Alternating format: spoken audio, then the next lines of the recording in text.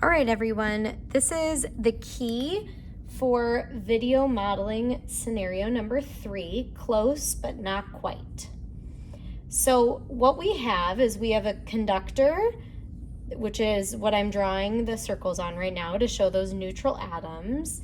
This is a pith ball that is neutral, so it has 10 protons and 10 electrons. That's why all of the atoms are circled.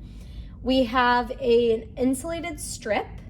It was charged at the location of the star, which is right about here. And what you'll see is all of those charged atoms, those negatively charged atoms, are all close to the star, and the neutral atoms are all close to each other because it's an insulator. This has 10 atoms, so it has 10 protons, and the charge is -6, so it has 16 electrons. It has 6 extra electrons.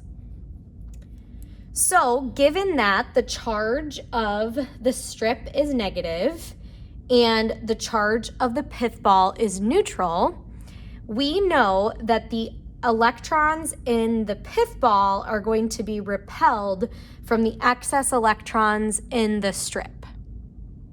We also know that the excess electrons in the strip are going to repel one another. Now, some helpful information about the interaction. We know that they're brought close to each other, but that they do not touch.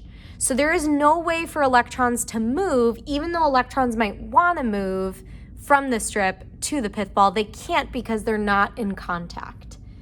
So that means that electrons in the pith ball are going to move because electrons cannot transfer between. So electrons are going to shift in the pith ball. They're repelled by this negative charge of the strip. And so this electron is going to want to move far away from the negatively charged strip. So it's going to attach itself to this neutral atom all the way over here.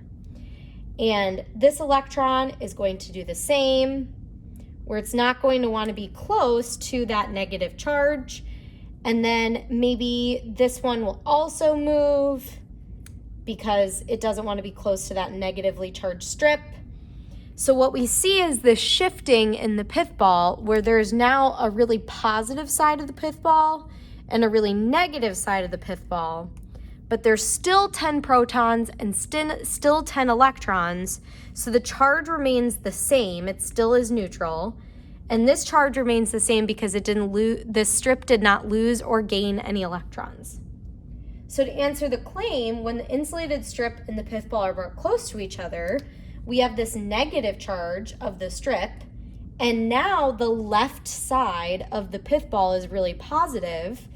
And so because those are opposite charges, the two objects are going to attract.